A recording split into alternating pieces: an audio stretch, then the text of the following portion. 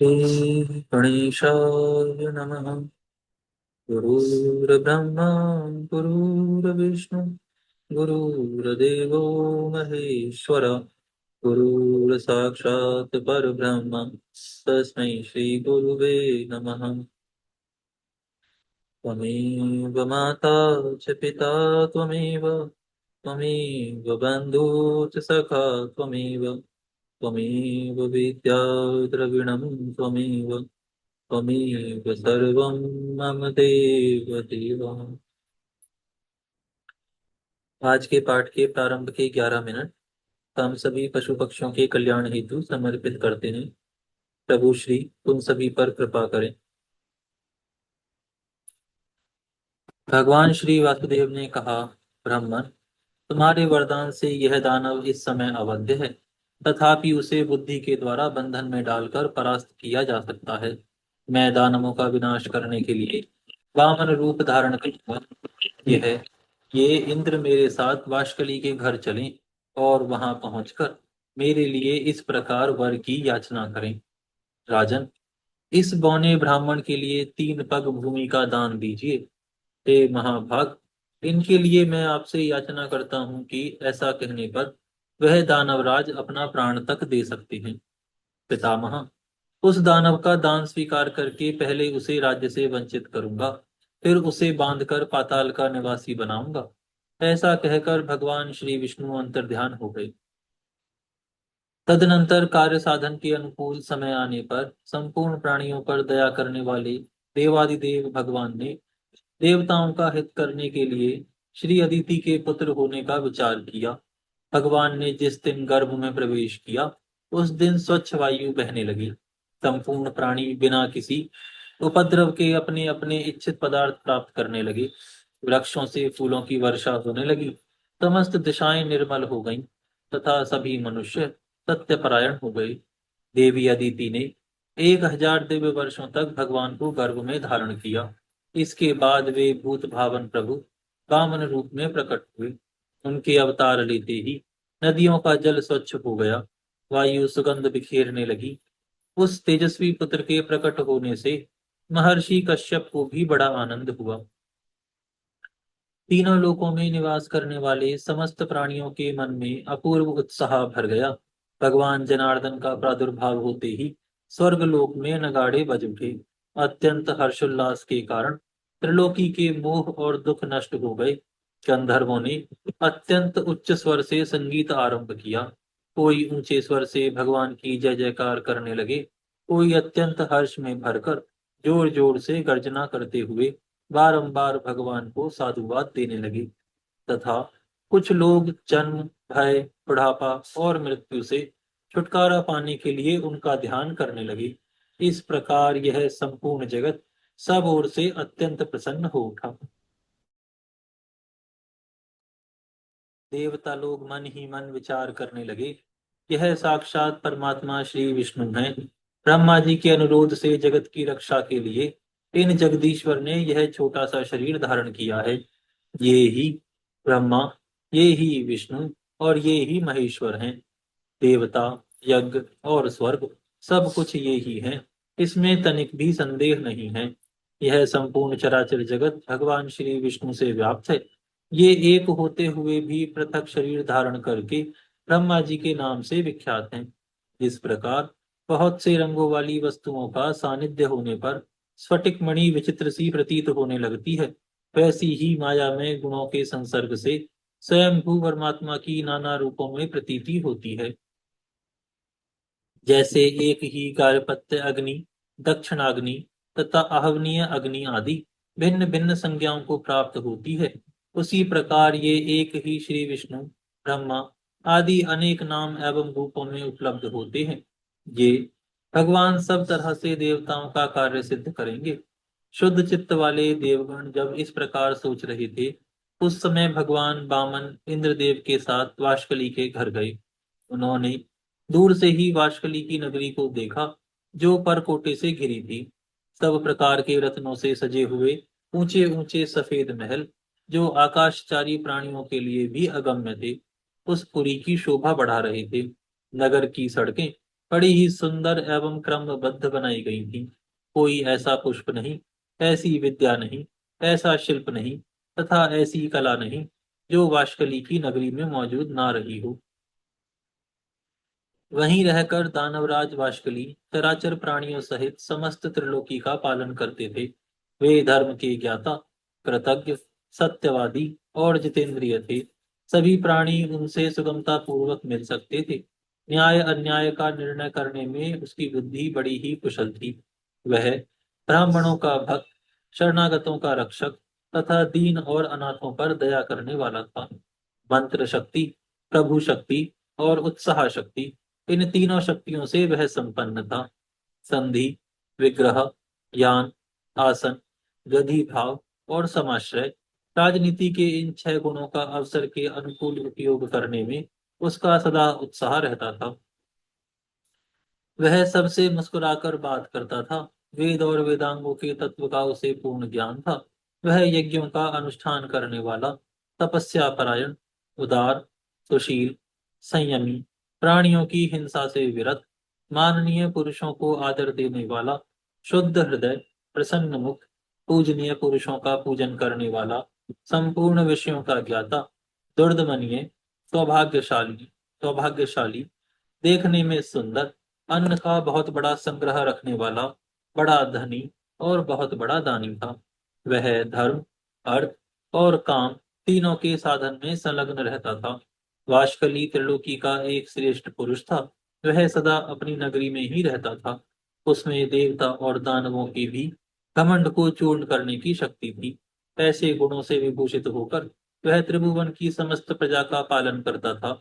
उस दानवराज के राज्य में कोई भी अधर्म नहीं होने पाता था। उसकी प्रजा में कोई भी ऐसा नहीं था जो दीन, रोगी, अल्पायु, दुखी, मूर्ख, कुरूप, दुर्भाग्यशाली और अपमानित हो। इंद्रदेव को आते देख दानवों ने जाकर राजा वाशकली से कहा, प्रभु, बड़े आश्चर्य की बात है कि आज इंद्र एक बौने ब्राह्मण के साथ अकेले ही आपकी पुरी में आ रहे हैं। इस समय हमारे लिए जो कर्तव्य हो उसे शीघ्र बताइए। उनकी बात सुनकर वाशकली ने कहा, दानवों, इस नगर में देवराज को आदर के साथ ले आना चाहिए। वे आज हमारे पूजनीय अतिथि हैं।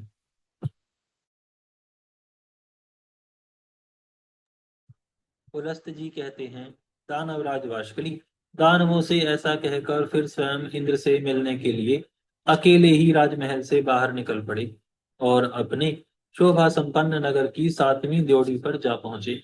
इतने में उधर से भगवान वामन और इंद्रदेव भी आ पहुंचे। दानवराज ने बड़े प्रेम से उनकी ओर देखा और प्रणाम करके अपने को कृतार्थ माना। वह हर्ष में भरकर सोचने लगा, मेरे समान धन्य दूसरा कोई नहीं है, क्योंकि आज मैं त्रिभुवन की राजलक्ष्मी से संपन्न होकर इंद्रदेव को याचक के रूप में अपने घर पर आया देखता हूँ। ये मुझसे कुछ याचना करेंगे। घर पर आए हुए इंद्र को मैं अपनी स्त्री, पुत्र, महल तथा अपने प्राण भी दे डालूंगा। फिर त्रिलोकी के राज्य की तो बात ही क्या है। यह सोचकर उसने सामने आ इंद्रदेव को अंग में भरकर बड़े आदर के साथ गले लगाया और अपने राजभवन के भीतर ले जाकर अर्घ्य तथा आचमनीय आदि से उन दोनों का यत्नपूर्वक पूजन किया। इसके बाद वाशकली बोला, इंद्र, आज मैं आपको अपने घर पर स्वयं आया देखता हूँ। इससे मेरा जन्म सफल हो गया। मेरे सभी मनोरथ पूर्ण हो गए। प्रभु, मेरे पास आपका किस प्रयोजन से आगमन हुआ, मुझे सारी बात बताइए। आपने यहाँ तक आने का कष्ट उठाया, इसे मैं बड़े आश्चर्य की बात समझता हूँ।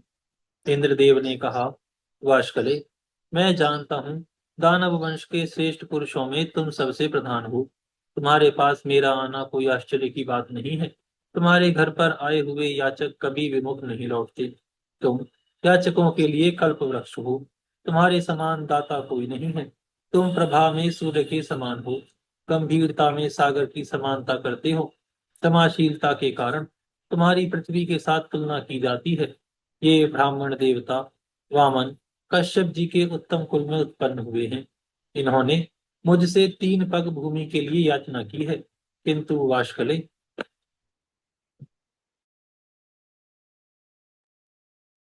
मेरा त्रिभुवन का राज्य तो तुमने पराक्रम करके छीन लिया है।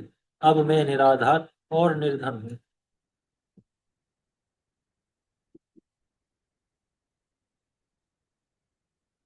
इन्हें देने के लिए मेरे पास कोई भूमि नहीं है, इसीलिए तुमसे याचना करता हूँ।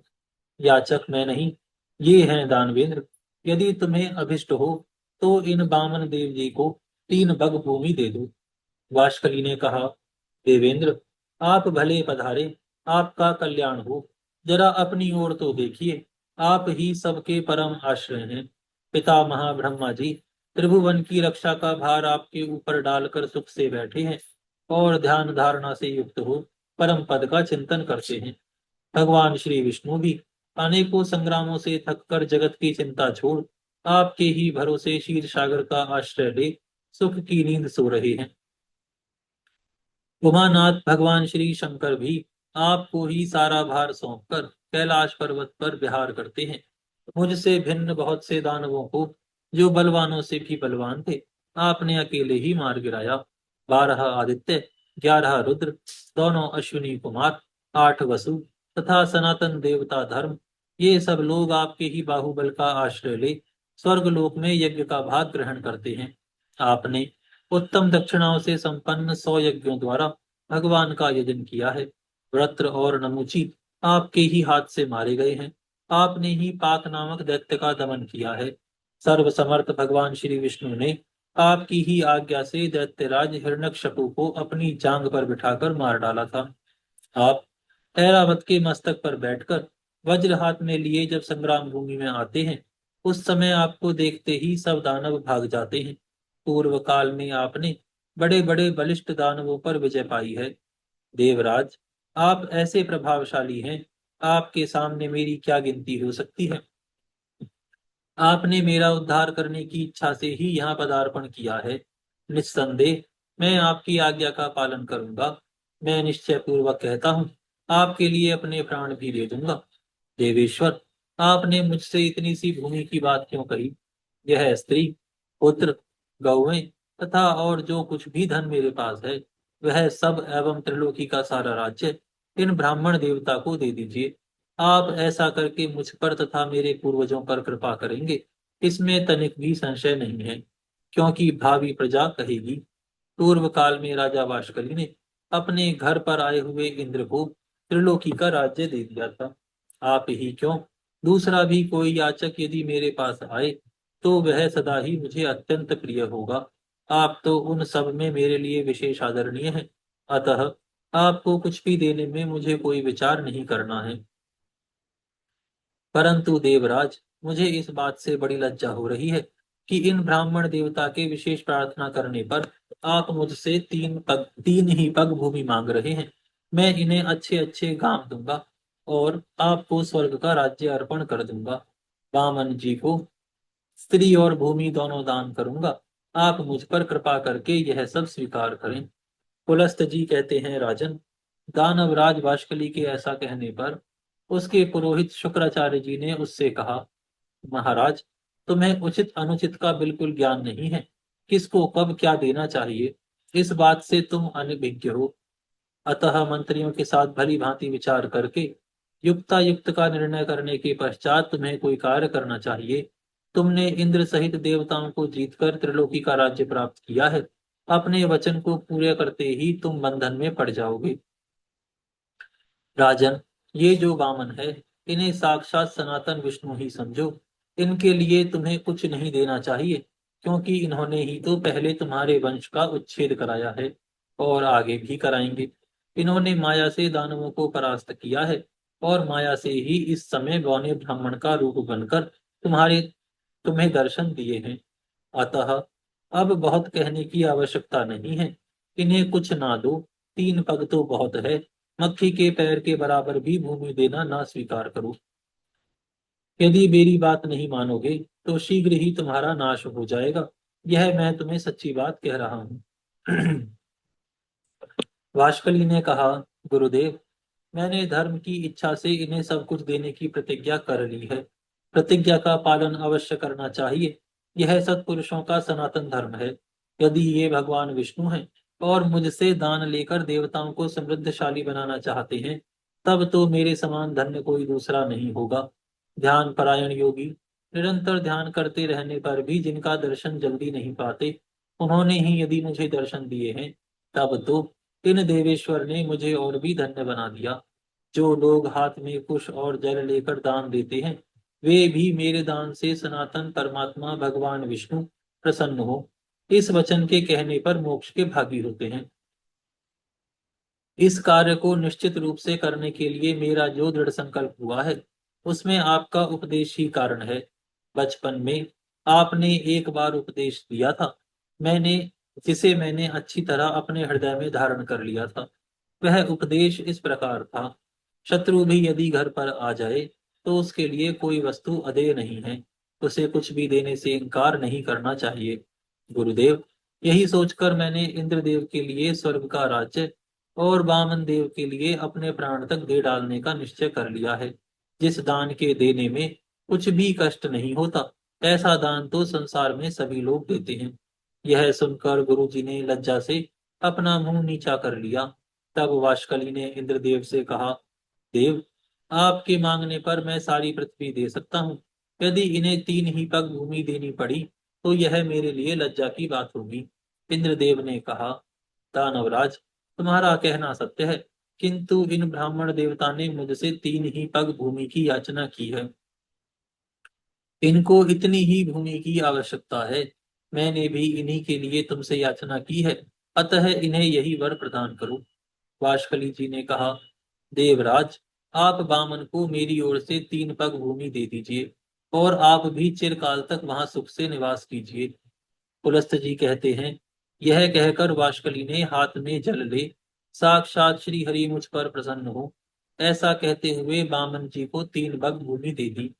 दानवराज के दान करते ही श्री हरि ने बामन रूप त्याग दिया और देवताओं का हित करने की इच्छा से संपूर्ण लोकों को नाप लिया। वे यज्ञ पर्वत पर पहुंचकर उत्तर की ओर मुंह करके खड़े हो गए। उस समय दानव लोक भगवान के बाएं चरण के नीचे आ गया। जब तब जगदीश्वर ने पहला पग सूर्य लोक में रखा, दूसरा ध्रुव लोक में, फिर अद्भुत कर्म करने वाले भगवान ने तीसरे पग से ब्रह्मांड पर आघात किया। उनके अंगूठे के अग्रभाग से लगकर ब्रह्मांड कटाह फूट गया, जिससे बहुत सा जल बाहर निकला। उसे ही भगवान श्री विष्णु के चरणों से प्रकट होने वाली वैष्णवी नदी श्री गंगा कहते हैं। गंगा जी अनेक कारणवश भगवान श्री विष्णु के चरणों से प्रकट हुई है। उनके द्वारा चराचर प्राणियों सहित समस्त त्रिलोकी व्याप्त है। तत्पश्चात भगवान श्री वामन ने वाशकली से कहा, मेरे 3 पग पूर्ण करो। वाशकली ने कहा, भगवान, आपने पूर्व काल में जितनी बड़ी पृथ्वी बनाई थी, उसमें से मैंने कुछ भी छुपाया नहीं है। पृथ्वी छोटी है और आप महान हैं। मुझ में सृष्टि उत्पन्न करने की शक्ति नहीं है, जिससे कि दूसरी पृथ्वी बनाकर आपके 3 पग पूर्ण करूं। देव, आप जैसे प्रभुओं की इच्छा शक्ति ही मनोवांछित कार्य करने में समर्थ होती है। सत्यवादी वाशकली को निरुत्तर जानकर भगवान श्री विष्णु बोले, दानवराज, बोलो, मैं तुम्हारी कौन सी इच्छा पूर्ण करूं। तुम्हारा दिया हुआ संकल्प का जल मेरे हाथ में आया है, इसलिए तुम वर पाने के योग्य हो, वरदान के उत्तम पात्र हो। तुम्हें जिस वस्तु की इच्छा हो मांगो, मैं उसे दूंगा। भास्करी ने कहा, देवेश्वर, मैं आपकी भक्ति चाहता हूँ। मेरी मृत्यु भी आपके ही हाथ से हो, जिससे मुझे आपके परम धाम श्वेत द्वीप की प्राप्ति हो, जो तपस्वियों के लिए भी दुर्लभ है। पुलस्त जी कहते हैं, वाशकली के ऐसा कहने पर भगवान श्री विष्णु ने कहा, तुम एक कल्प तक ठहरे रहो। जिस समय वराह रूप धारण करके मैं रसातल में प्रवेश करूंगा, उसी समय तुम्हारा वध करूंगा। इससे तुम मेरे रूप में लीन हो जाओगे। भगवान के ऐसे वचन सुनकर वह दानव उनके सामने से चला गया। भगवान भी उससे त्रिलोकी का राज्य छीनकर अंतर्ध्यान हो गए। वाशकली पाताल लोक का निवासी होकर सुखपूर्वक रहने लगा। बुद्धिमान इंद्र तीनों लोकों का पालन करने लगे। यह जगत गुरु भगवान श्री विष्णु के वामन अवतार का वर्णन है। इसमें श्री गंगा जी के प्रादुर्भाव की कथा भी आ गई है। यह प्रसंग सब पापों का नाश करने वाला है। यह मैंने श्री विष्णु के तीनों पगों का इतिहास बतलाया है, जिसे सुनकर मनुष्य इस संसार में संपूर्ण पापों से मुक्त हो जाता है। श्री विष्णु के पगों का दर्शन कर लेने पर उसके दुस्वप्न दुश्चिंता और घोर पाप शीघ्र नष्ट हो जाते हैं। पापी मनुष्य प्रत्येक युग में यज्ञ पर्वत पर स्थित भगवान श्री विष्णु के चरणों का दर्शन करके पापों से छुटकारा पा जाते हैं। हे श्री भीष्म जी, जो मनुष्य मौन होकर यज्ञ पर्वत पर चढ़ता है अथवा तीनों पुष्करों की यात्रा करता है, उसे अश्वमेध यज्ञ का फल मिलता है। वह सब पापों से मुक्त हो मृत्यु के पश्चात श्री विष्णु धाम में जाता है। भीष्म जी बोले, भगवान, यह तो बड़े आश्चर्य की बात है कि वामन जी के द्वारा दानवराज बाष्कली बंधन में डाले गए। मैंने तो श्रेष्ठ ब्राह्मणों के मुख से ऐसी कथा सुन रखी है कि भगवान ने वामन रूप धारण करके राजा बलि को बांधा था और विरोचन कुमार बलि आज तक पाताल लोक में मौजूद हैं। अतः आप मुझसे बलि के बांधे जाने की कथा का वर्णन कीजिए। पुलस्त जी बोले, नृपश्रेष्ठ, मैं तुम्हें सब बातें बताता हूँ, सुनो। पहली बार की कथा तो तुम सुन ही चुके हो। दूसरी बार वर्तमान वैवस्वत मनवंतर में भी भगवान श्री विष्णु ने त्रिलोकी को अपने चरणों से नापा था। उस समय उन देवादिदेव ने अकेले ही यज्ञ में जाकर राजा बलि को बांधा और भूमि को नापा था। उस अवसर पर भगवान का पुनः वामन अवतार हुआ तथा पुनः उन्होंने त्रिविक्रम रूप धारण किया। वे पहले वामन होकर फिर अवामन यानी विराट हो गए। यहाँ पर यह अध्याय पूर्ण होता है। आज हम यहाँ पर विराम करते हैं, फिर कल से प्रारंभ करेंगे। हे गौ माता, आप सभी देवी देवताओं की माता, सभी पुण्य का पुण्य, सभी तीर्थों का तीर्थ है। हम सभी आपको दंडवत प्रणाम करते हैं। आपकी कृपा सदैव हमारे ऊपर बनी रहे। धर्म की जय जय हो, हो। जय हो। अधर्म का नाश नाश हो, हो। नाश हो। प्राणियों में सद्भावना सद्भावना हो। हो। भावना हो। गौ माता, राष्ट्र राष्ट्र माता माता, राष्ट्र माता गौ हत्या बंद हो। बंद हो, विश्व का कल्याण हो। कल्याण कल्याण हो। हो। नमः पार्वती पतये हर हर हर महादेव। हर जय जय महादेव। श्री राधे श्याम। नमो नारायण।